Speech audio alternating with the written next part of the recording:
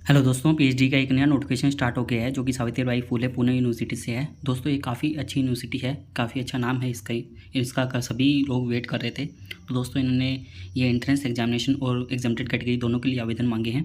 तो दोस्तों सबसे पहले इन्होंने बताया कि एंट्रेंस एग्जाम लिया जाएगा जो कि 100 मार्क्स का रहने वाला है और इसके 2 पार्ट रहने वाले हैं, एंट्रेंस एग्जाम और इंटरव्यू। दोस्तों एंट्रेंस एग्जाम आपका रिसर्च मैथोलॉजी से 25 क्वेश्चन आएंगे और सब्जेक्ट स्पेसिफिक से भी 25 क्वेश्चन आएंगे। दोनों 50-50 मार्क्स के रहने वाले हैं और टोटल 100 मार्क्स का ये पेपर रहने वाला है आपका। 70% का वेटेज रहेगा और 30% का वेटेज इंटरव्यू का रहने वाला है। इसके अंदर कुछ इंपॉर्टेंट डेट की भी बात यहाँ पर की गई है। तो लास्ट डेट आप इस एप्लीकेशन फॉर्म को 10 जुलाई तक फिलअप कर सकते हैं और आपका एंट्रेंस टेस्ट 24 अगस्त को रहने वाला है।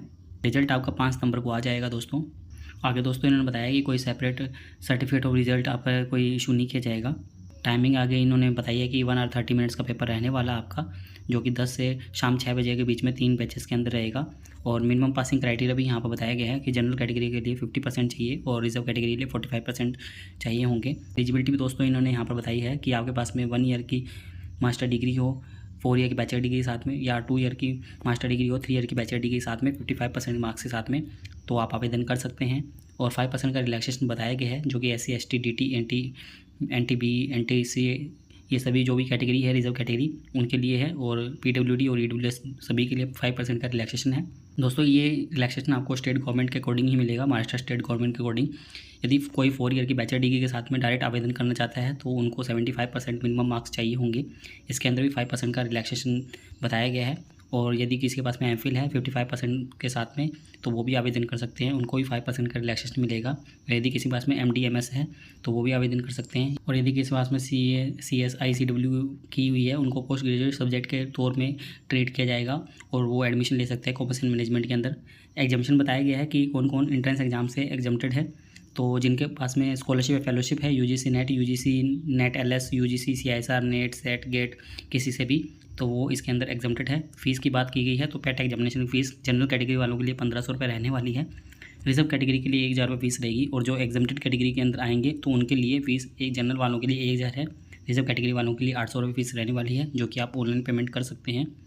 आगे दोस्तों इन्होंने अप्लाई करने की लिंक भी दी हुई है। दोस्तों डायरेक्ट अप्लाई करने की लिंक और इस नोटिफिकेशन की लिंक आपको हमारी वेबसाइट पर मिल जाएगी, जिसका लिंक हम डिस्क्रिप्शन के अंदर दे देंगे।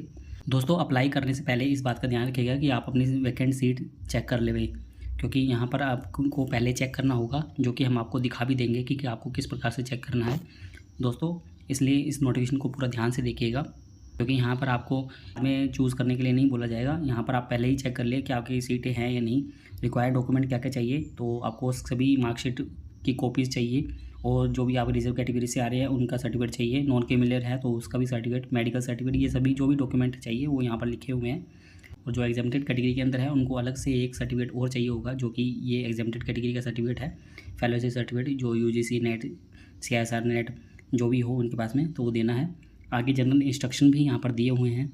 इन्होंने बताया कि यदि कोई फाइनल ईयर के अंदर है तो वो भी अलाउड है पेट एग्जामिनेशन देने के लिए, बट उनका जो परसेंटेज है मिनिमम परसेंटेज वो होने चाहिए, नहीं तो डिस्क्वालीफाई कर दिया जाएगा। और यहाँ पर बताया गया कि मार्क्स नहीं बताए जाएंगे, सिर्फ यहाँ पर क्वालिफाई और डिस्क्वालीफाइड बताया जाएगा।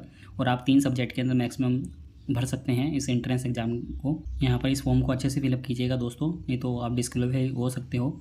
और आपको कोई हार्ड कॉपी सबमिट कराने की ज़रूरत नहीं है, तो ये लिखा हुआ है साफ साफ। और इनकम्प्लीट एप्लीकेशन नहीं होना चाहिए आपके पास में, और बाद में आपका ये एप्लीकेशन फॉर्म चेंज नहीं होगा। तो इस बात का भी ध्यान रखिएगा कि आप एप्लीकेशन फॉर्म को ध्यान से ही फिलअप कीजिएगा। और आपका जो सब्जेक्ट रहने वाला है वो इंग्लिश ही रहने वाला है, सिर्फ जो लैंग्वेज सब्जेक्ट है उनको छोड़कर। यहाँ पर लिखा हुआ है कि महाराष्ट्र स्टेट गवर्नमेंट के अकॉर्डिंग चलेगा रिजर्वेशन जो भी है। दोस्तों ये है इसके बारे में इन्फॉर्मेशन, ये आप पूरा अच्छे से रीड आउट कर सकते हो। इंटरव्यू का रेशो भी बताया गया है, 1:3 का रेशो रहने वाला है इंटरव्यू के अंदर। और जो भी आपने पेट के लिए एग्जामिनेशन के लिए डॉक्यूमेंट दिए हैं वो आपको इंटरव्यू वक्त भी ओरिजिनल डॉक्यूमेंट लेके जाने होंगे। तो ये पूरी इन्फॉर्मेशन दी हुई है। अब दोस्तों हम इनकी कुछ अदर इन्फॉर्मेशन भी दिखा देते हैं। तो दोस्तों ये इनकी सब्जेक्ट्स की डिटेल है।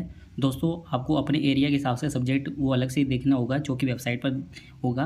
बट कौन कौन से सब्जेक्ट के लिए PhD के लिए आवेदन मांगे गए हैं तो वो हम आपको दिखा देते हैं। तो ये इन्होंने अलग से दिया हुआ है। तो साइंस एंड टेक्नोलॉजी के अंदर इन्होंने atmospheric and space science, basic medical science, bio informatics. दोस्तों इनके साथ में इन्होंने एलिजिबिलिटी बताई है कि कौन सी डिग्री आपको चाहिए होगी। बाकी मिनिमम एलिजिबिलिटी क्राइटेरिया तो हमने आपको प्रीवियस नोटिफिकेशन के अंदर दिखाई दिया है।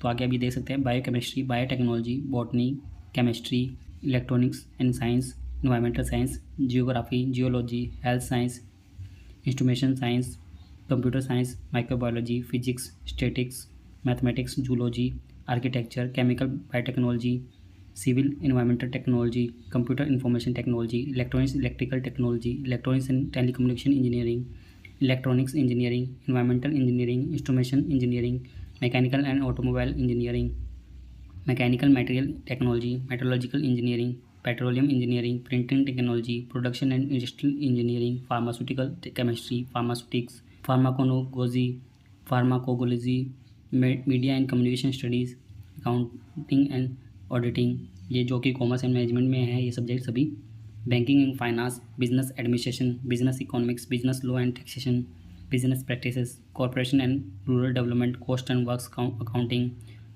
Insurance and transport, marketing, statics and computer application, computer management, financial management, hotel management, human resource management, knowledge management, marketing management, management, production management, hospital and health care management, anthropology, defence and strategic studies, economics, English, Hindi, जो कि ये सभी humanities के अंदर subject हैं, history, law, Marathi, Persian, Arabic and Urdu, political science and public administration, psychology, Pali, women studies, Buddhist studies, Sanskrit and Prakrit, sociology, philosophy, foreign language के अंदर भी इन्होंने कुछ सब्जेक्ट बताए हैं जो कि फ्रेंच, जर्मन, रशियन है, और एजुकेशन जो कि इंटरडिसिप्लिनरी सब्जेक्ट के अंदर आते हैं, physical education, communication and journalism, library and information science, fine arts and visual arts, performing arts, social work, adult education. तो टोटल 85 यहाँ पर इन्होंने सब्जेक्ट बताए हैं जिसके अंदर के आप आवेदन कर सकते हैं। अब दोस्तों हम इनकी फ़ीस स्ट्रक्चर दिखा देते हैं, फ़ीस क्या क्या है इसके अंदर। दोस्तों ये इसका फ़ीस स्ट्रक्चर है। तो दोस्तों फ़ीस देख सकते हैं आप, पीएचडी रजिस्ट्रेशन फ़ी जो कि 1 टाइम लगेगी आपकी ईयर के अंदर। जो नॉन प्रोफेशनल कोर्सेज हैं उनके लिए 1300 है, प्रोफेशनल कोर्सेज के लिए भी 1300 रुपये है। बाकी आगे अलग अलग फ़ीस यहाँ पर बताई हुई है, तो ये देख सकते हैं काफ़ी सारी फ़ीस है। काफ़ी यूनिवर्सिटी से तो ये काफ़ी कम फ़ीस ले रहे हैं दोस्तों, और यूनिवर्सिटी भी काफ़ी अच्छी है, तो आप इसके अंदर आवेदन कर सकते हैं जो भी एलिजिबल हो और जिसके नियर बाय हो। तो दोस्तों ये है इसके बारे में इन्फॉर्मेशन। अब दोस्तों हम आपको वेबसाइट पर भी लेके चलते हैं जहाँ पर आपको ये फॉर्म फिलअप करना है। दोस्तों इस पेज का डायरेक्ट लिंक हम आपको वेबसाइट पर दे देंगे। दोस्तों आपको यहाँ पर आना है, और यदि आप सब्जेक्ट वगैरह देख लेंगे तो यहाँ पर रजिस्टर हेयर पर क्लिक करके आप रजिस्टर कर सकते हैं और अप्लाई कर सकते हैं। और दोस्तों इसके नीचे ही आपको सभी टाइप के फॉर्म भी मिल जाएंगे। तो ये सभी फॉर्म हमने आपको दिखा दिए हैं, नोटिफिकेशन, पैट एग्जाम से related, eligibility criteria, PAT syllabus भी आप यहाँ से देख सकते हैं क्लिक करके। फीस स्ट्रक्चर हमने सब कुछ आपको डिटेल बता दी है। दोस्तों ऊपर इंपॉर्टेंट नोटिस के अंदर लिखा हुआ है search centre wise, guide wise and subject wise vacant seat. तो ये आपको श्योरली देखना ही देखना है, क्योंकि इसके बगैर आपको अप्लाई नहीं करना है, नहीं तो प्रॉब्लम हो सकती है आपको। तो आपको इस पर क्लिक करना है। तो दोस्तों जैसे ही आप इस पर क्लिक करेंगे तो आपको यहाँ पर आपका एरिया सर्च करना है। तो आपको यहाँ पर डिस्ट्रिक्ट सर्च करनी है, जैसे कि मैंने पुणे सर्च कर लिया है। जैसे आप पुणे सर्च करेंगे दोस्तों, आपको यहाँ पर आपको तालुका सर्च करनी है। जैसे कि मैं बारामती सर्च कर लेता हूँ, बारामती मैंने सर्च कर लिया है। तो आपको यहाँ पर अपनी फैकल्टी सर्च करनी है।